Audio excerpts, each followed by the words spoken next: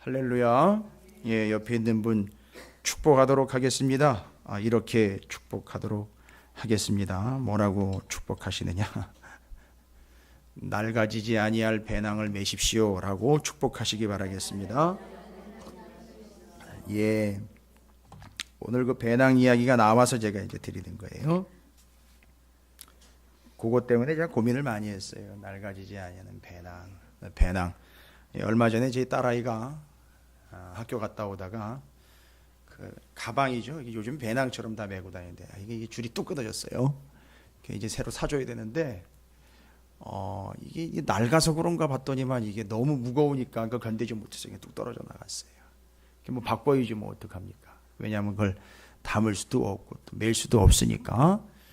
그래서 지금 오늘 이제 우리가 이야기 나눌 바가 바로 그 낡아지지 아니하는 배낭에 대한 이야기, 제자의 도와 관련돼서 22절 이후로 34절까지의 말씀이에요. 실은 이제 월화수해서 12장 1절부터 21절까지 월화 수요일 날 새벽에 다 나눈 말씀이에요. 여러분 리바이벌이 아니에요. 재탕이 아니에요. 제가 할 일이 없어서 다시 이야기 드리는 게 아니에요. 저도 하자고 들면 새롭게 다 할 수 있어요. 근데 중요한 건 뭐냐 하면 뭐 하나 제대로 알고 넘어가야죠. 하나라도 기억나는 게 있어야지. 뭐 하나라도 옮길 만한 것들이 좀 있어야 되지 않겠습니까? 지금 10장 이후로부터 제가 계속 여러분에게 말씀드리는 거예요. 제자도. 제자 훈련이라는 타이틀로 뭐 프로그램서부터 시작을 해가지고 많이 있었어요. 제자 훈련, 제자를 양성해내는 프로그램들. 글쎄요, 지금 어느 정도 효과가 있는지는 잘 모르겠습니다만 그 진정한 제자의 도, 제자의 길에 대해서 성경이 말하고 있는 부분들을 이렇게 함께 나누고자 합니다. 그래서 오늘도 제가 휴일이긴 하지만 제 두 딸아이를 데리고 온 이유가 있어요. 이걸 좀 정리를 해야 되기 때문에 자꾸 왔다 갔다 하지 말고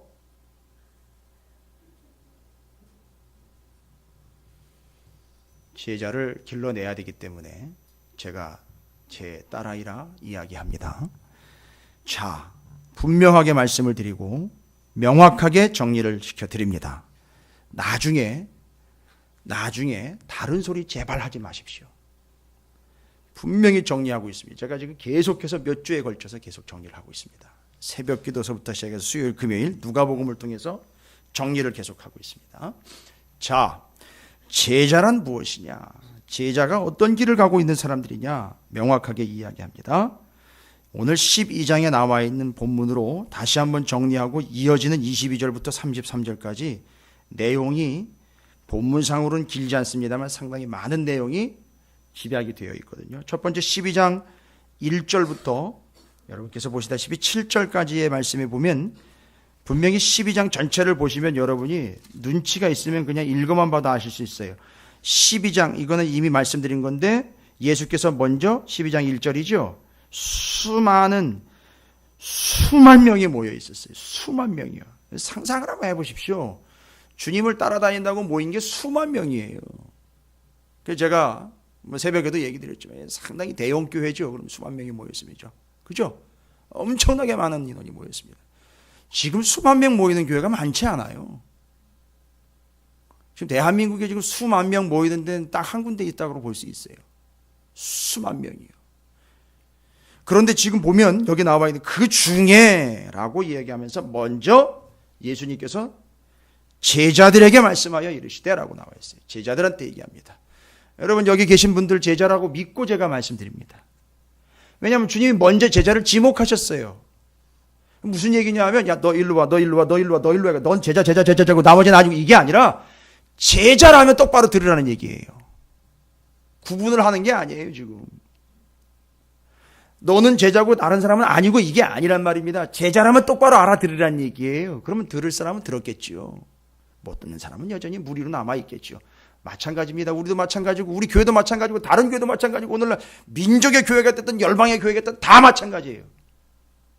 제자라면 들을 거라는 거예요. 이겁니다. 들어라. 먼저 제자들에게 말씀하여 이르시되 바리새인들의 누룩 곧 외식을 주의하라라고 이야기하면서 제자도에 대한 이야기를 하면서 뭐를 말씀을 하고 있느냐 하면 제자라는 과연 무엇이냐? 제자란 누구냐? 제자라는 어떤 길을 가는 자들이냐? 마땅히 두려워할 자를 두려워하는 자가 제자다, 이런 얘기입니다. 5절이에요. 4절부터 이어지는데, 원래는 너희에게 말하노니 몸을 죽이고 그의 능히 더 못하는 자를 두려워하지 말아라. 어디까지만 할 수 있죠? 죽이는 것까지만 할 수 있어요. 목을 잘라 죽이는 데까지만 할 수 있어요. 그래서 제가 예를 들었어요. 목 잘라 죽이는 자, 성경에 나와 있는데 누구죠? 사람을 죽이라고 명령할 수 있고 뭐 왕만 할 수 있겠죠. 헤롯. 바로 그들이 그 가문이 세례 요한도 목 잘라 죽이고 순교자들을 만들어냈고, 그 다음에 유아를 살해하라고, 태어난 유아들을 살해하라고 명령까지 내릴 수 있는 게 바로 그 살인자들이었죠. 근데 그거는 어디까지죠? 죽이는 것까지예요. 그런데 더 진짜 두려워할 대상은 누구냐 하면, 정말 두려워할 대상이에요.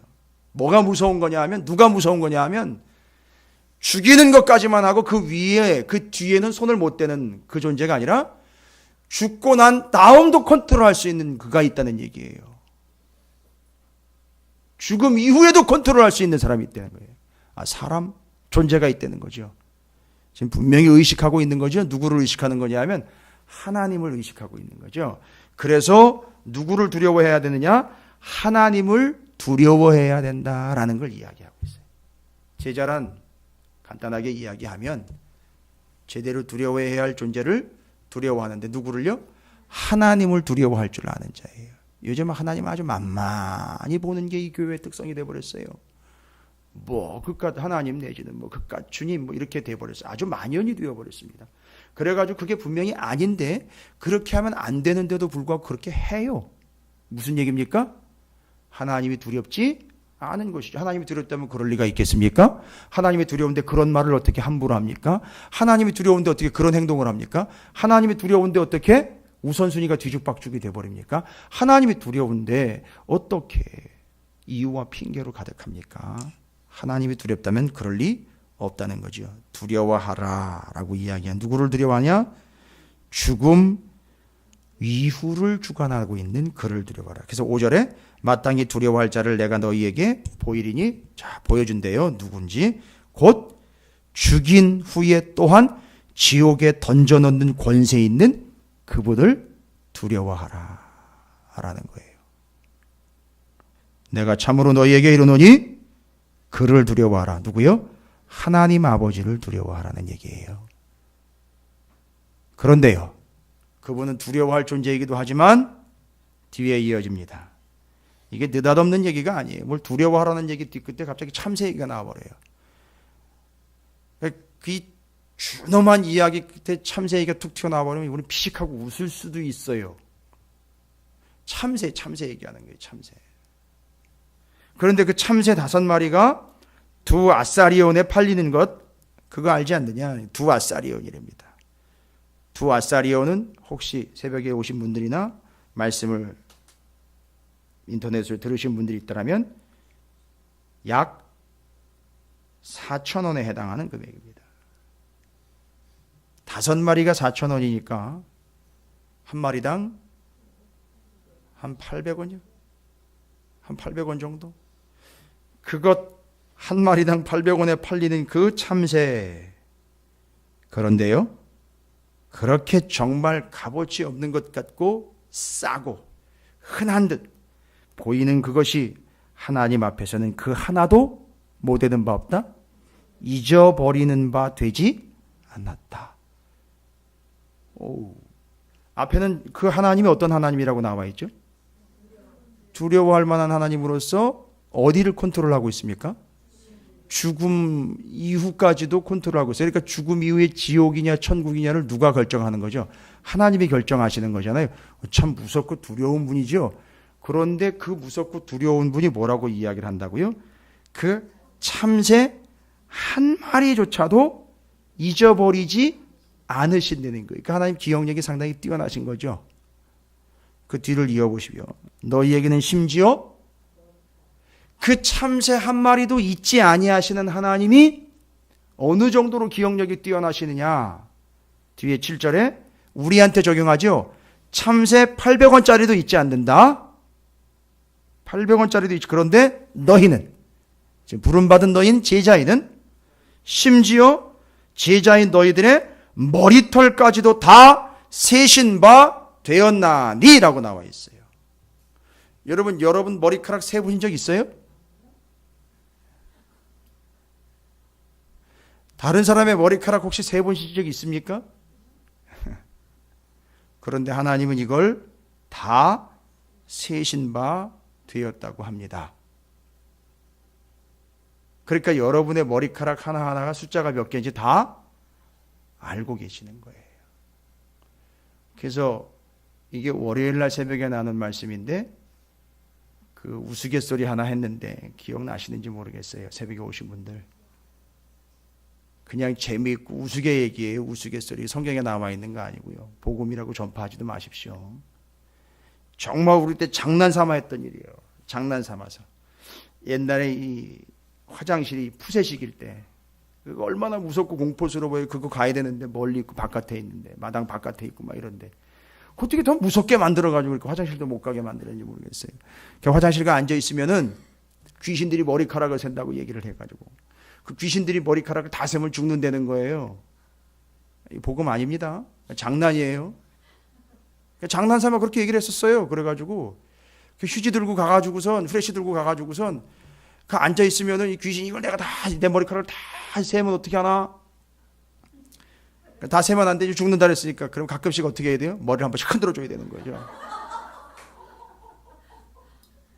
그런데 제가 왜 이런 얘기를 드리느냐면 이 본문 말씀을 묵상하다가 갑자기 그 얘기가 떠올랐어요. 그런데 하나님이 다 세셨다는 거예요. 하나님이 그 머리카락을 다 세셨다면 이건요. 막 그런 식으로 이야기하고 나 죽었네? 그죠? 근데 하나님이 귀신이 아니란 말이에요. 하나님은 영원하신 분이란 말이에요. 영원하신 분이 내 머리카락을 다 세버렸어요. 죽는 게 아니라 사는 거란 말입니다. 세상에 이런 식으로 주석한 사람은 한 명도 없어요. 그런데 왜 이렇게까지 얘기를 드리냐면 제자가 뭐냐 이걸 얘기를 드리는데 여러분이 이해하시기 쉽게 말씀드리는데 와 기가 막히게 되는 거예요. 하나님이 다 세신 바 됩니다. 다 아시는 바 돼요. 그래서 우리가 사는 거예요. 그게 제자예요. 근데 앞에는요. 두려워할 그분을 제대로 두려워하라 그래놓고선 뭐라 그래요? 7절 뒷부분에는요. 그렇게 머리카락까지 다 세시는 바 되시니 두려워하지? 두려워하려는 거예요? 말려는 거예요? 예? 아니 그럼 앞에 건 어떻게 해야 돼요?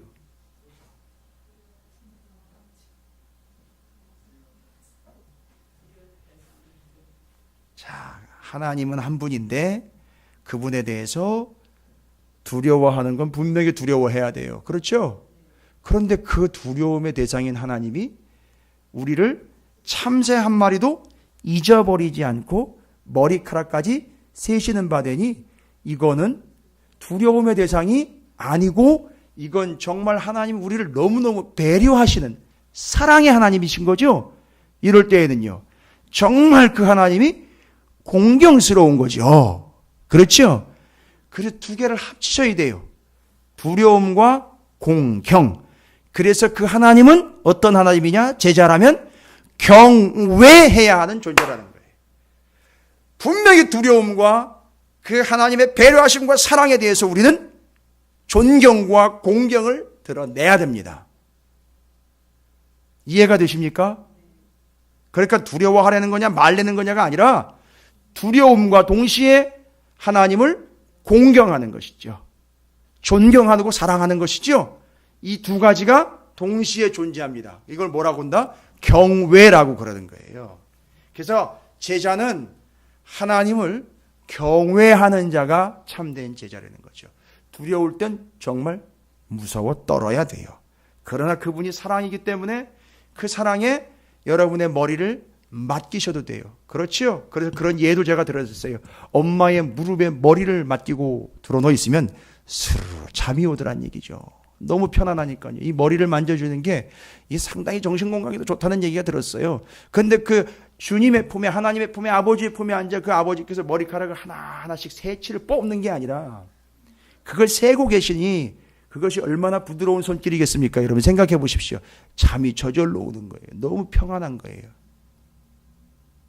이게 주님을 경외함이라는 거에 대한 두려움과 공경이 함께 공존하는 바로 누구 때문에? 제자들이 그 주님과 하나님 아버지를 경외함으로 그 하나님과의 관계가 정리가 되는 겁니다.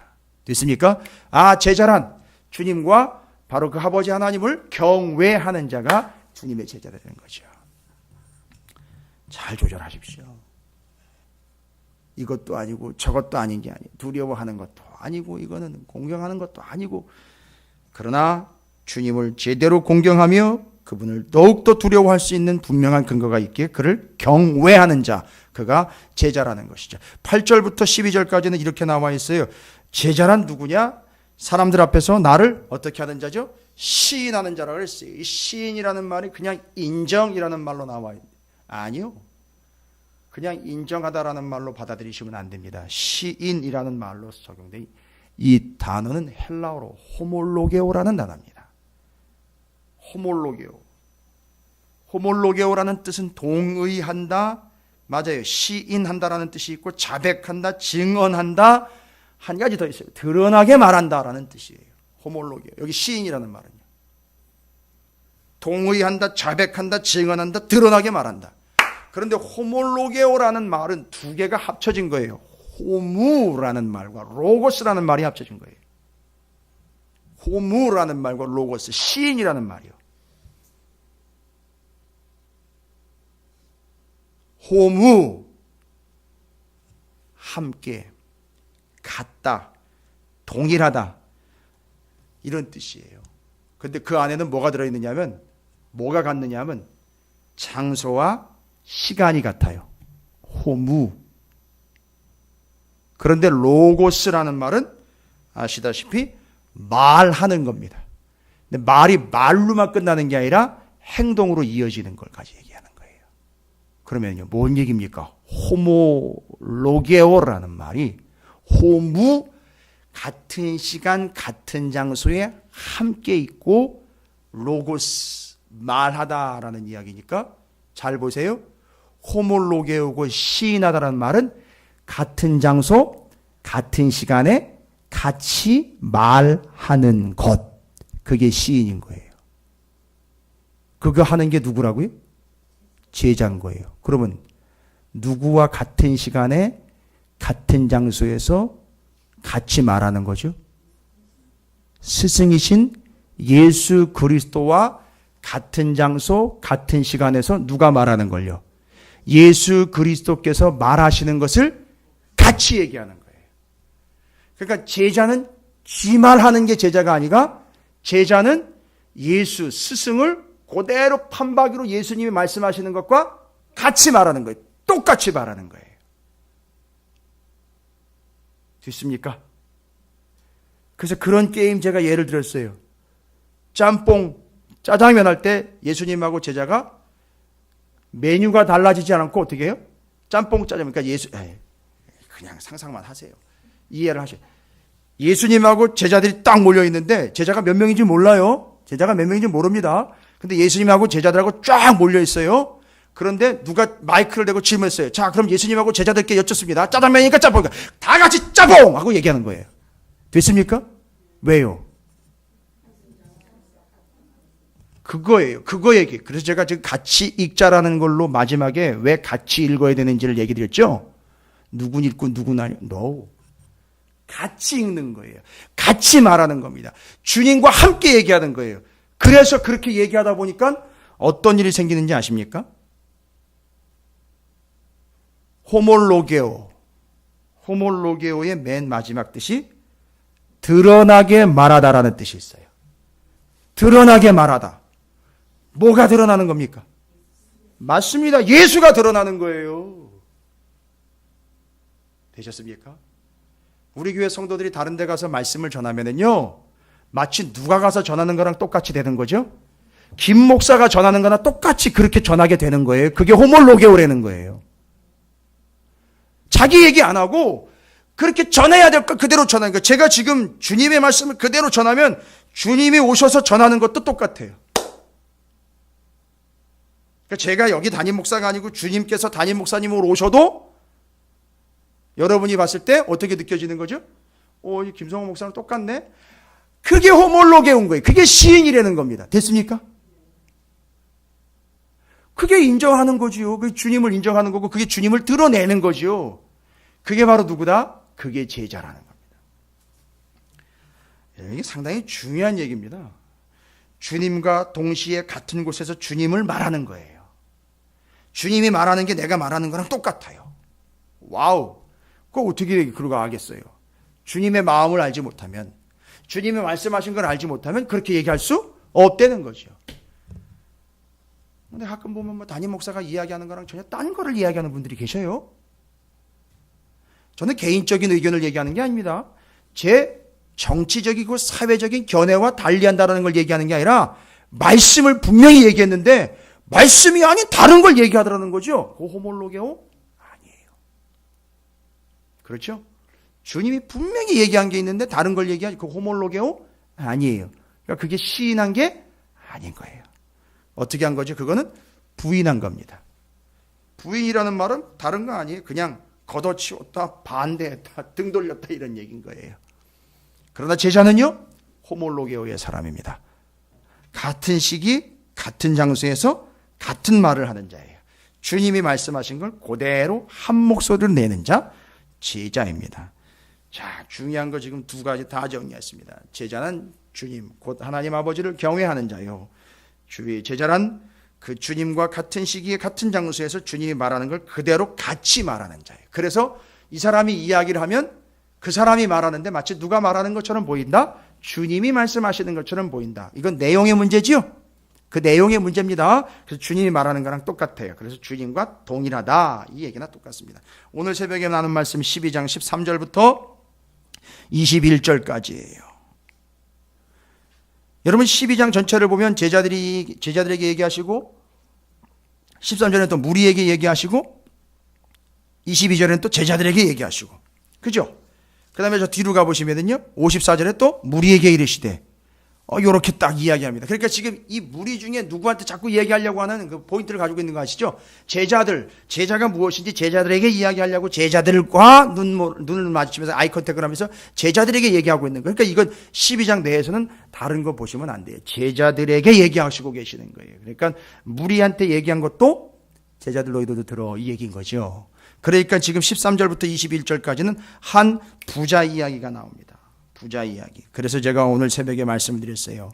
12장 읽으면서 적어도 13절부터 34절까지를 읽으시려면 양은 비교가 안 되지만 구약 성경에 전도서를 여러분이 다시 한번 읽으시면 이 내용은 아주 깨끗하게 정리가 됩니다. 제가 거듭 다시 말씀드리지 않더라도 충분히 여러분이 이해하시고 말씀을 읽을 때 정리가 잘 되실 거예요. 그게 본문의 내용입니다. 그래서 13절부터 33절까지 아니 뭐 나눠봐야 34절까지 하면은요 한 21절 정도밖에 안 되는데 그런데 그것과 뭐와 맞먹느냐 하면 전도서 전체와 맞먹는 거예요. 제가 말씀드렸죠. 신약에 오면 양이 늘어난다고요. 이해해야 될 대상의 말씀이 늘어나요. 왜냐하면 구약에서 이미 이야기한 것들이 계속 적용이 되고 있기 때문에. 그래서 양이 많이 늘어나요. 공부 양이 많아야 돼요. 그러나 충분히 구약을 이해하시면 이해하는 데는 어렵지가 않아요. 이게 또 장점이에요. 그리고 이제 전도서를 여러분이 다 기약하시고 정리를 하고 계신다면 어렵지 않습니다. 여기 지금 13절에 등장하고 있는 무리 중 한 사람이 주님께 쫓아옵니다. 주님 요청합니다. 뭐라고 요청하느냐면 형하고 뭐가 생겼죠 지금? 문제가 생겼어요.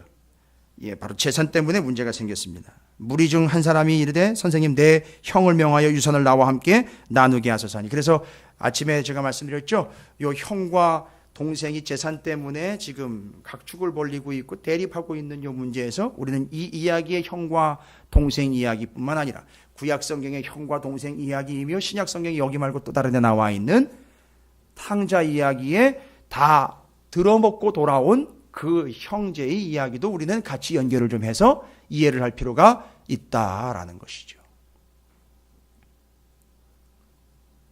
분명히 이해를 할 때 여러분 연결해서 이해를 하시면 참 큰 의미가 있을 겁니다. 무슨 얘기입니까? 형과 동생이 재산 때문에 문제가 생겼을 때 주님께 와가지고선 뭐라고 얘기합니까? 여기는 형을 명하여라고 나와 있는데 어떤 때는요 동생이라고도 나와 있어요. 그러니까 이건 형제라는 걸 의미를 한 거죠.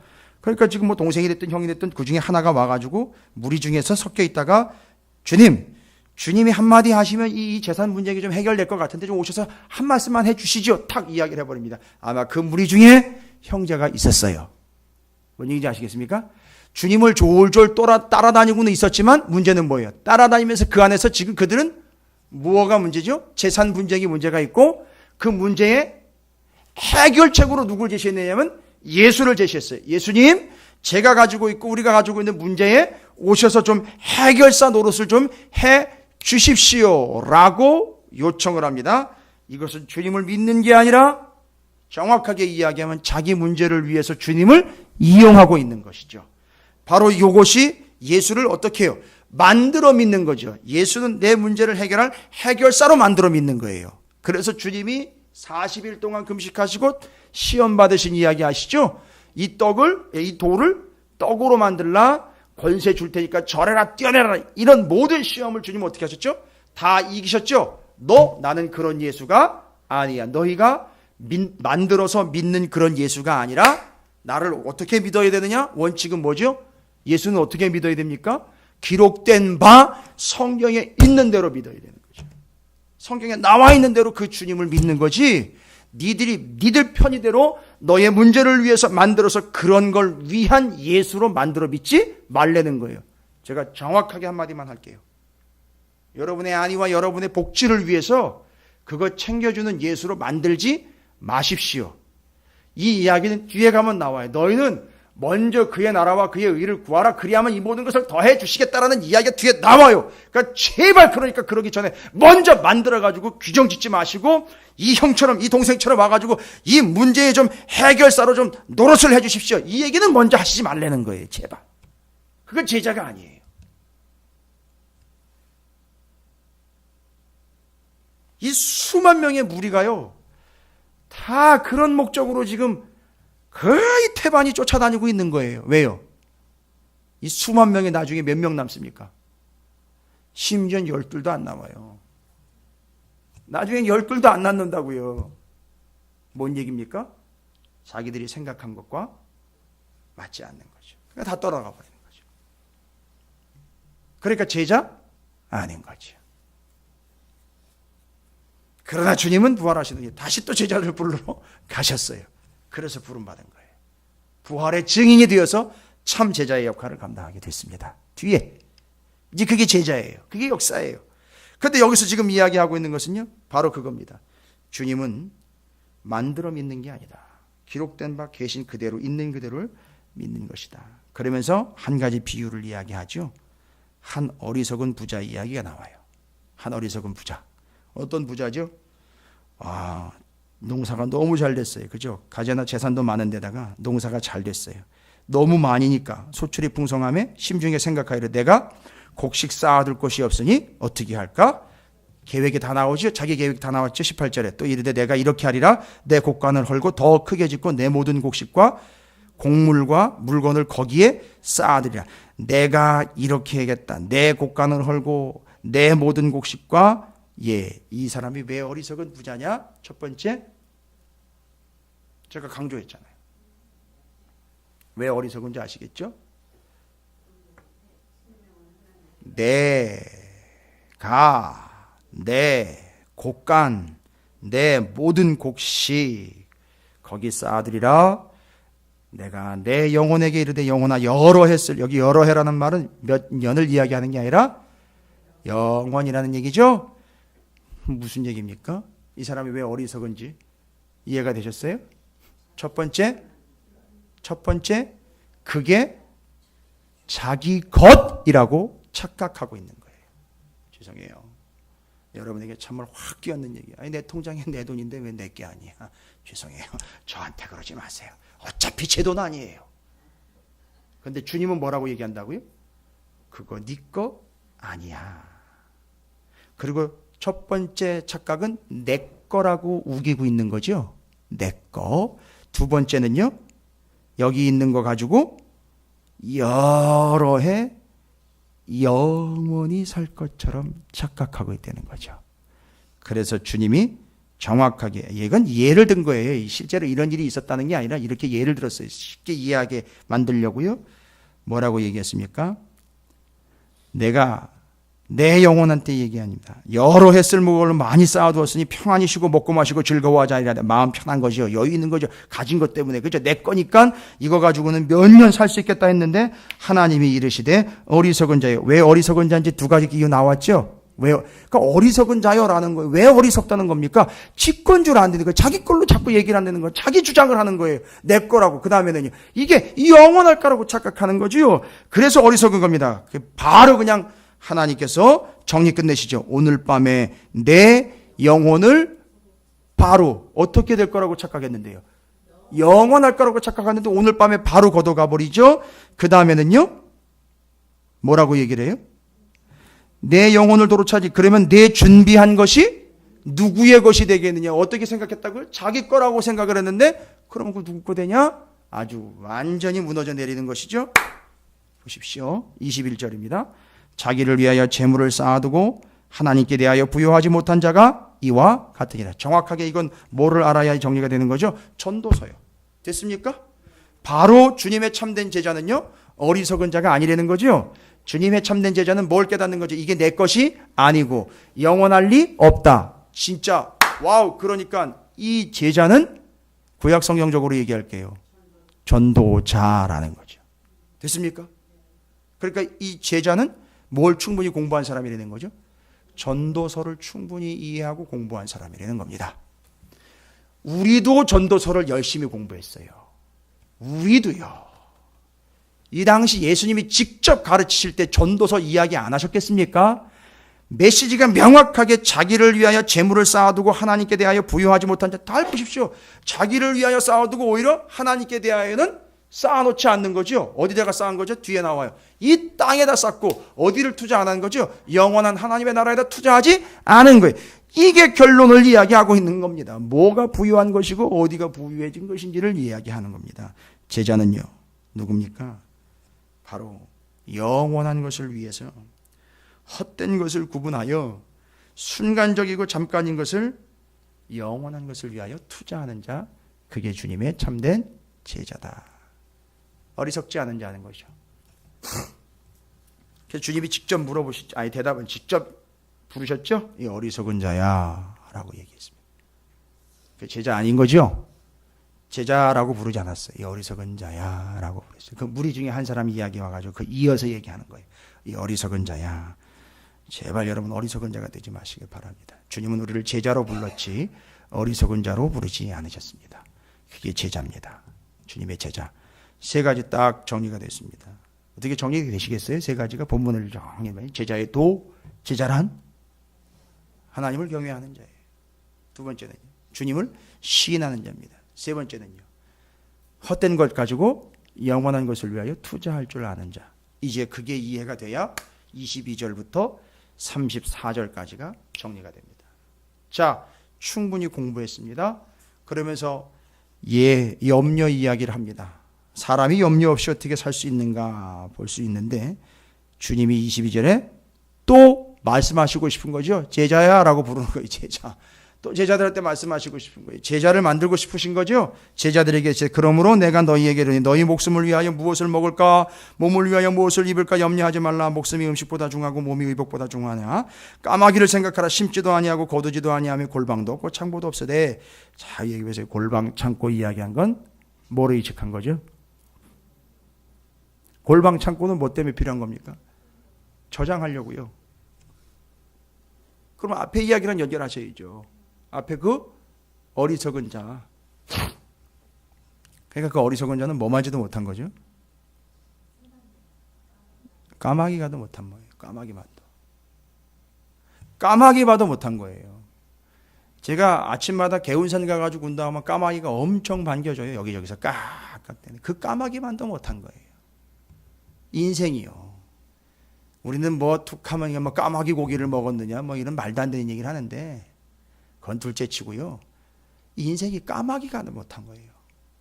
그 깍깍대면서 지금 먹을 거 챙기고 돌아다니고 있는 까마귀만도 못한 그런 인생이 돼버린다는 겁니다. 그 얘기인 거예요. 까마귀를 좀 생각해라. 심지도 않고 거두지도 아니하며 골방도 없고 창고도 없으되 하나님이 뭐하여 기르시나니 너희는 새보다 얼마나 더 귀하냐. 이걸 모르고 있다는 거죠. 자, 이제 제자는 하나님이 어떤 분인지를 깨닫는 거죠. 하나님이 어떤 하나님이십니까? 24절 기르시는 하나님이에요. 여러분, 기른다라는 말은 다른 거 아니에요. 키운다가 아니라 먹인다는 얘기예요. 먹고 갈 용기 기억나십니까? 주님이 우리를요 먹이시고 고치시고 가르치시고 용서하시고 기도하시는 거 기억나십니까? 그런데 바로 여기 기르시나니라는 말은 먹인다라는 말이에요. 먹인다, 양육한다라는 말입니다. 하나님은 우리를 어떻게 하시는 분이라고요? 먹이시고 대답하는데요, 실제로 이야기할 때 살찌운다라는 뜻이 있어요. 살찌우시고요, 심지어 대접한다라는 뜻까지 있어요. 그러니까 하나님은 어떤 하나님이냐? 걱정하지 말라는 거예요. 주님이 우리에게 스승되시고 주님이 우리를 인도하시고 이끄시는데 하나님 아버지가 우리를 먹이시는 하나님이라는 걸 이걸 아는 거예요. 이걸 모르는 건요, 뭐하지도 못하다는 거죠. 까마귀만도 못하다는 거예요. 참새 한 마리만도 못한 거고 까마귀만도 못한 거예요. 우리를 하나님은 기르신다. 정확하게 쉽게 이야기하면 먹이신다는 얘기예요. 됐습니까?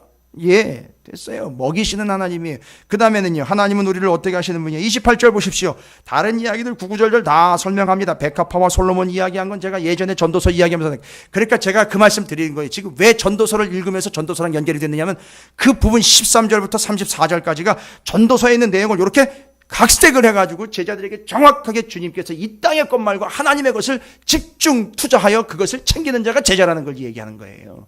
그래서 구약 성경에서는 전도자라고 이야기했다면 신약 성경에서는 제자라고 이야기하는 거예요. 어느 누구도 전도자와 제자를 얘기해서 연결하지 않았어요. 그런데 분명히 성경을 안다면 연결이 될 수밖에 없어요. 지금 내용이 그래요.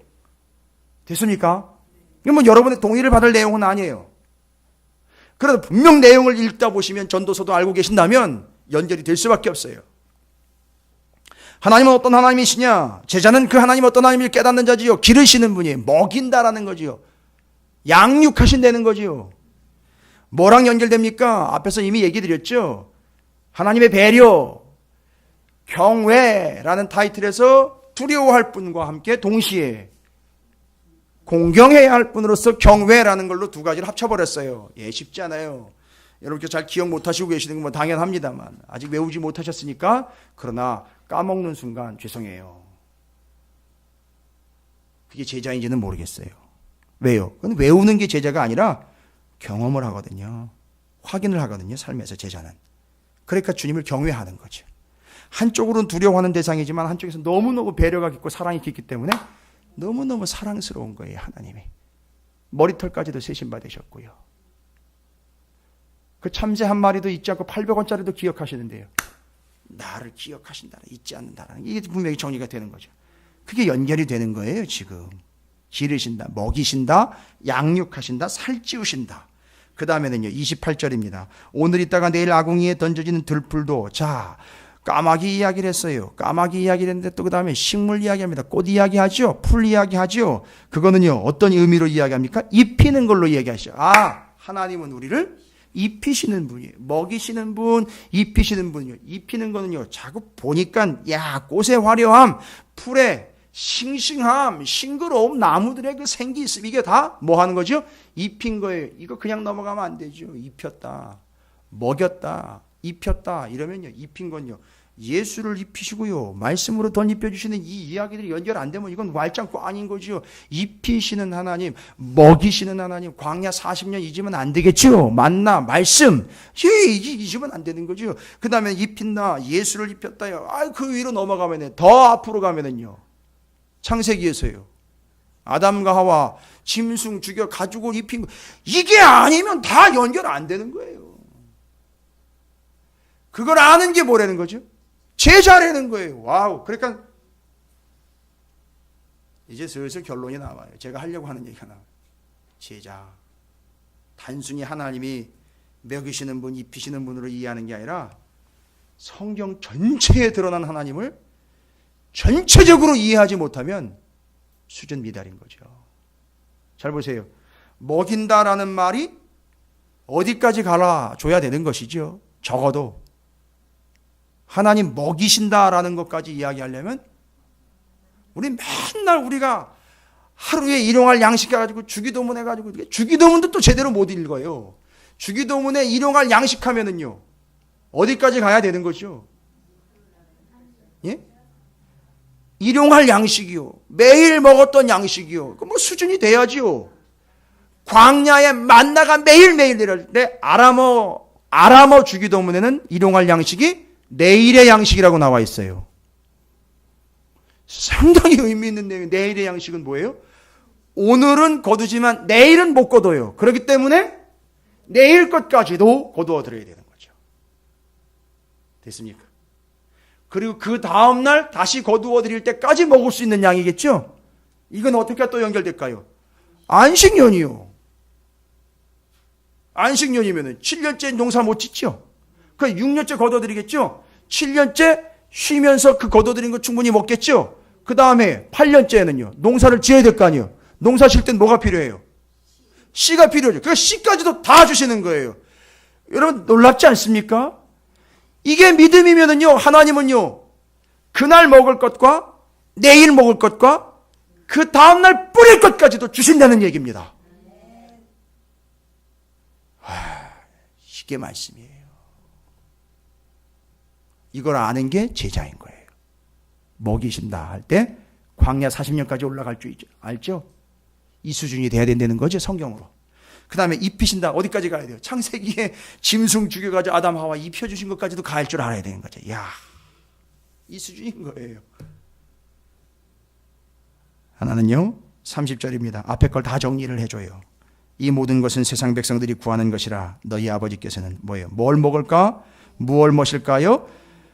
예, 구하지 말며 근심하지 말아라 라고 이야기하면서 이 모든 것은 세상 백성들이 구하는 것이라 너희 아버지께서는 이런 것이 너희에게 있어야 할 것을 어떻다? 아신다. 자, 제자란요 하나님이 어떤 하나님이라는 걸 아는 겁니까? 예? 제자는 하나님이 어떤 분이라는 걸 인정합니까? 지금 제가 세 가지 얘기 드렸어요. 기르시는 하나님, 입히시는 하나님, 우리를 아시는. 근데 이게 아신다라는 말이요, 아우 죄송해요 여러분. 뭐 제가 이 원래 원문을 제가 연구를 해야 되기 때문에 원래 헬라어에 나와 있는 걸로 아신다라는 말은 이렇게 내가 알겠어 이게 아니라 전화하시면 제일 많이 하는 거 알았어 이게 아니라, 그 이야기 아니라 이 아신다라는 말은 헬라어로 에이도라는 말이에요. 에이도. 그런데 뜻이 뭔지 아세요? 아신다라는 말이 에이도라는 말은 본다라는 뜻이에요. 원래 뜻이 본다라는 거예요. 지금 다 보고 계시는 거죠. 보시니까 어떻게 해요? 그러니까 아는 거예요. 그 보니까 다 아는 거예요. 여러분이 가끔씩 교통통제시 뉴스에 나오거나 프로그램에 나올 때 교통통제실에, 우리나라 서울에 있고 전국에 있는 교통통제실에 모니터가 수십 개가 있어요. 그죠? 그러면 그 모니터 수십 개를 보면 각 고속도로며 지방도로에 있는 CCTV를 통해서 다 보고 있어요. 그러니까 보고 있다가 어떻게 돼요? 사고가 난 걸 알아요. 그렇죠? 문제가 생긴 걸 알아요. 무슨 얘기입니까? 본다라는 걸 안다라고 표현한 거예요. 그러니까 하나님이 지금 우리를 어떻게 하고 계시죠? 보고 계시는, 그렇기 때문에 우리를 너무너무 잘 아시는 거예요. 머리카락까지 세시는 받으시는 하나님 연결되죠. 그래서 기르시고 입히시고 아신다는데 보시고 계셔서 그걸 잘 알고 계신다라는 걸 알고 있는 자가 바로 믿고 있는 자가 누구다? 제자다라는 겁니다. 할렐루야. 놀랍습니다. 그러면 이제 어떻게 해야 됩니까? 제자라면은요, 하나님이 어떤 분인지 세 가지가 나왔지요. 하나님이 어떤 분인지 세 가지가 나왔습니다. 그러면 제자는 그 어떠한 하나님의 어떠한 반응을 보여야 되는가가 또 기록이 되어 있어요. 이 내용이에요. 어떻게 반응을 하느냐? 먼저 그의 나라와 그의 의를 구하라. 이게 반응이에요. 이게 제자들의 반응입니다. 이게 무리의 반응이 아니고요, 제자의 반응입니다. 31절이죠. 다만 너희, 여긴 다만이라고 나와 있죠. 마태복음에 보면 먼저라고 나와 있어요. 먼저 그의 나라와 의를 구하라. 그리하면 이런 것들을 너희에게 더하시리라 얘기되어 있어요. 그렇죠? 자, 어떠한 하나님에 대해서 제자들이라면 어떻게 반응해야 되는지 3으로 나와 있어요. 세 가지 하나님, 어떠한 하나님인지 거기에 대한 제자들의 반응 세 가지로 나와 있다고요. 외우셔도 좋아요. 더 풍성해지실 거예요. 옮기실 수 있을 겁니다. 전할 수 있을 겁니다. 그게 호몰로게오예요. 그게 제자입니다. 자, 보시면은요. 기르시는 하나님, 입히시는 하나님, 보시고 알고 계시는 하나님, 그에 대해서 먼저 그 나라와 그의 의를 구하는 거죠. 제자라면은요, 뭐와 뭐를 구분할 수 있는 거죠. 기억나십니까? 마르다와 마리아 이야기에서 다를 이야기하면서 먼저와 나중, 이게 참 중요한 조건으로 등장을 해요. 그때부터 계속해서 제자에 대해서 이야기할 때 제자의 특징 중 하나가 계속 언급되고 있는 거예요. 뭐죠? 먼저, 나중, 그리고 우선순위. 제자의 특징. 뭐가 뒤죽박죽 되지 않는다는 거죠? 우선순위가 뒤죽박죽 되지 않는 게 제자의 큰 특징과 핵심이라는 게 반복되어 소개가 되고 있습니다. 그래서 먼저 그 나라와 그 일을 구하라. 이게 먼저, 나중이 정리가 된 사람이에요. 그 반응을 그렇게 보인다는 거죠. 셋. 자, 제자는요, 먼저와 나중을 구분할 줄 압니다. 32절입니다. 적은 무리여 무서워 말라. 제자는 어떤 사람입니까? 무서워하지 않는 자. 이상하다. 재미있는 표현입니다. 적은 무리여라고 나와 있어요. 적은 무리여. 왜 적은 무리여라고 했을까요? 이게 아주 짐작 가능하시죠? 지금 아련하게 오지요. 왜 적은 무리인지. 지금까지 이런 이야기를 쭉 보시면 실제로 이렇게 살아 제자가 되려고 하는 자들이 많지 않다는 거예요. 그런데도 있다는 거예요. 그래서 적은 무리라는 겁니다. 그러니까 어려우면 어떻게 되는지 다 도망가 버려요. 그렇죠. 그게 제자가 아닌데 적은 무리여라고 이야기하면서 주님의 마음은 뭐냐면 무서워 말라는 얘기는 쉽지는 않을 건데 걱정하지 마라는 얘기를 하시는 거예요. 그러니까 제자로 사는 게 쉬운 건 아니에요. 대부분이 다 어떻게 한다? 무리가 되어서 넓은 문으로 간다는 거예요. 적은 무리여라는 게 좁은 문과 연결되는 거예요. 이제 이래서 적은 무리여, 별로 많지 않은 자들이요, 그것이 두려워 떠나간 자들 떠나간 자들 가버리고 남아있는 자들 얼마 안 됨. 그 사람들 역시 뭐 때문이죠? 지금 현재 먹고 사는 문제 때문에 두려워함 얘기예요. 근데 그 와중에 그렇게 두려워하지 않고 무서워하지 않는 자 별로 없음. 그러나 그가 제자 됐습니까? 이게 제자인 거예요.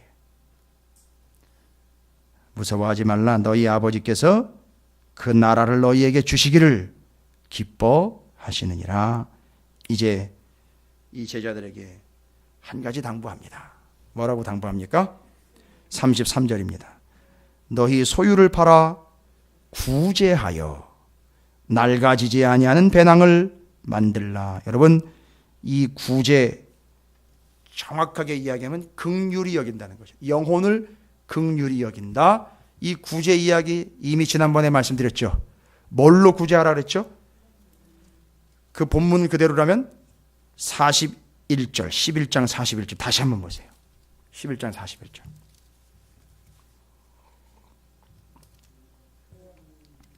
귀신이 있다가 나가버렸고 뭐가 없는 걸 보고 들어왔다라고 얘기를 했죠.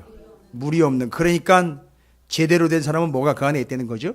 물이 있다라는 이야기는 생명수라는 얘기이기 때문에 그렇죠. 그래서 지금 그 안에 있는 것으로 구제하라 있죠. 이 구제하라는 거는 적선하라는 얘기가 아니라 뭐 하라는 거죠? 구원해 내려는 거였죠. 그러니까 지금 여기 구제하라는 말도 분명히 이야기되는 거예요. 그렇죠. 단순히 어려운 사람과 가난한 사람들, 저소득층에 대한 우리의 배려도 사회적으로 나와 있습니다만 성경에서 말하는 건 단순히 그런 의미를 넘어서 영혼을 구원해내는 문제에 있어서 너희 소유를 이번에 어떻게 알아요? 팔아서 어떻게 해래요? 구제를 해야 되는데 그걸 팔아가지고 어떻게 하려는 얘기입니까? 낡아지지 아니하는 배낭을 만들래요. 그러면 여기서 이야기하는 거는 배낭이 두 종류가 있다는 거죠. 어떤 배낭, 어떤 배낭이 있다는 거죠? 낡아지는 배낭과 낡아지지 않는 배낭이 있죠. 여러분, 낡아지는 배낭의 특징이 뭘까요? 배낭이 막 낡아졌어요? 그럼 어떻게 될까요? 제가 너무 강하게 훈련을 시켜가지고 여러분이 막 두세 보씩 앞서가가지고 대답을 하시는데 간단하게 배낭을 맸는데 배낭의 용도는 뭡니까? 뭘 담아야 되죠. 근데 배낭이 낡았어요. 낡다 보니까 어떻게 될까요? 담으면 새버립니다. 안 담긴다는 얘기죠. 그러나 낡아지지 않는 배낭이 있어요. 담아도 새지 않습니다. 잘 보십시오. 낡아지지 아니하는 배낭을 만들라. 이는 곧, 잘 보십시오. 낡아지지 않는 배낭은 뭐래요? 하늘에 둔 바. 그러니까 지금 뭐예요? 낡아지지 않는 배낭은 뭘 이야기하는 거죠? 하늘. 그 하늘에다가 담는 거는 어디다 담는 거나 마찬가지다. 낡아지지 않는 배낭에다 담는 건데, 반대로 낡아진 배낭이라는 건 뭐냐 하면 이 땅에다가 계속 담아내는 거예요. 이 땅에다가 계속 투자하는 거는 결국 어떻게 된다는 거죠? 배낭이 낡기 때문에 어떻게 돼요? 다 새버리고 없어진다는 얘기인 거예요. 됐습니까? 어렵지 않죠? 여러분은 어렵지 않죠? 저는 고생 무진장하게 해요. 그 낡아지지 않는 배낭을 만들라 곧 하늘에 둔 바니. 뒤에 게 더 중요해요. 거기는 다함이 없는 보물이니 거긴 도둑도 가까이 하는 일이 없고 좀도 먹는 일이 없어요. 그러니까 새지 않아요. 그래서 낡지 않은 배낭. 뭐 굳이 또 이야기하자면 또 새 가죽 부대, 새술 이야기 이제 좀 이해가 되세요? 이런 거예요. 이제 좀 신약 오니까 제가 좀 얘기할 맛이 나요.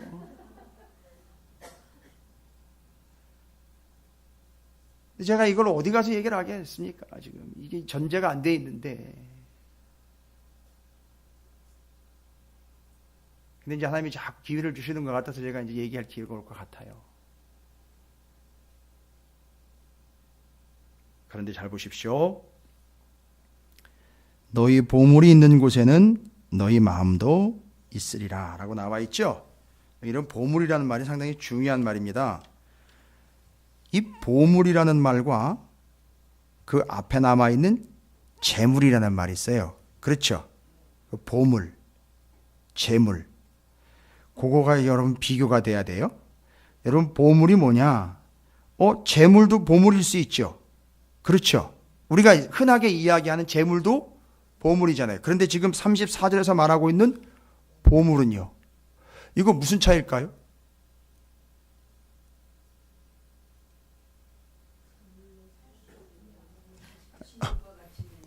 이 중요한 얘기입니다. 이거 이해하셔야 돼요. 여러분을 제가 무시해서 이런 얘기 드리는 게 아니에요. 이해하시기 쉽게. 여러분, 비자금하고 순수한 자금하고 차이가 뭘까요?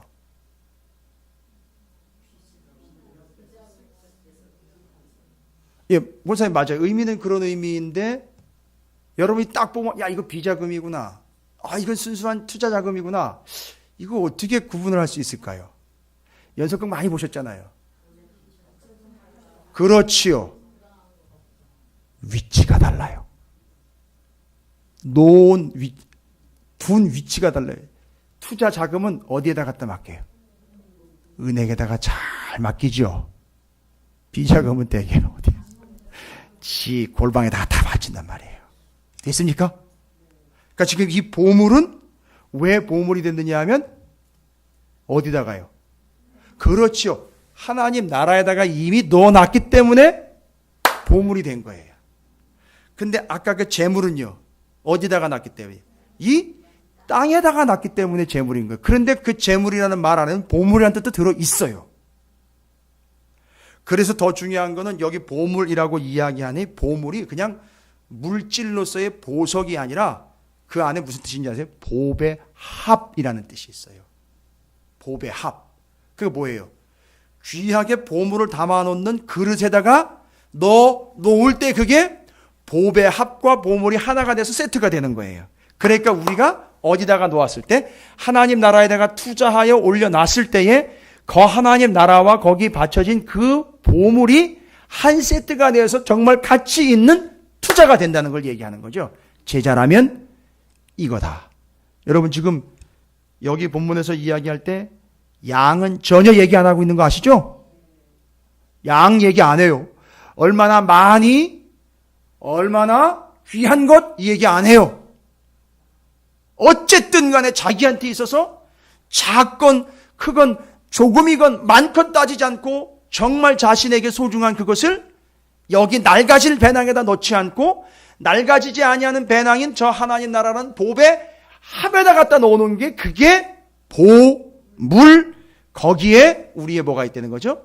마음이 있다. 그 마음은 풍성한 마음이 것이고 찢어질 배낭에다가 낡아질 배낭에다가 이 땅에다 갖다 심어놓은 것은 그 마음은 어떤 마음이 될까죠? 나중에 너덜너덜한 마음이 돼버린다. 이 얘기인 거죠. 제자란 요걸 구분할 수 있는 자 됐습니까? 그래서 셋으로 반응을 하나님이 어떠한 하나님인지에 대해서 제자라면 어떤 반응을 보이는지에 대한 분명한 것. 먼저 그의 나라와 그의 의를 구하며 낡은 배낭과 낡아지지 않는 배낭을 구분하여 어디다가 집어넣는다? 낡아지지 않는 배낭 곧 하늘에다가 투자하여 집어넣는 그 사람이 곧 하나님이 그 보물 하나님 나라가 보배 합이 되어 거기에 마음을 두는 분명한 자다라는 게 정리가 됐습니다. 이게 누구라는 거죠? 제자라는 겁니다. 여러분 모두가 이렇게 풍성한 제자가 되시기를 주님의 이름으로 축원을 드립니다. 뭐 어떻습니까? 말씀만 들어도 풍성해지는 것 같죠? 예. 여기서 끝내시면 안 돼요. 제자는 정말 삶이 풍성한 사람이에요. 정말로 풍성한 사람입니다. 여러분이 지금 다 배낭을 하나씩 메고 있다라고 상상을 한번 해보십시오. 그 배낭은 어떤 배낭입니까? 예? 다음 주 주일에 배낭 하나씩 메고 올까요? 어떤 배낭입니까? 낡아지지 않은 배낭이 되시기를 주님의 이름으로 축원을 드립니다. 낡은 배낭에 넣어봐야 찢어져서 다 새버립니다. 이해가 되시죠? 이거 어떻게 누가가 이런 식으로 표현을 해가지고 정리를 잘 해놨는지 참 대단한 사람이에요. 그러니까 이 사람은 제자의 도를 완전히 파악을 하고 있는 사람이에요. 그리고 그렇게 주님을 따라다녔던 제자들뿐만 아니라 누가는 누구를 따라다녔다는 얘기죠? 바울을 따라다녔어요. 누가가 지금 나와 함께 하고 있다. 그리고 누가가 사도행전에 보면 바울과 함께 선교 일행을 우리라고 표현을 했어요. 그러니까 거기 포함되어 있는 거예요. 여러분 누가가 로마의 감옥에 갇힐 때 사도 바울이 로마 감옥에 갇힐 때 거기까지 어떻게 했어요?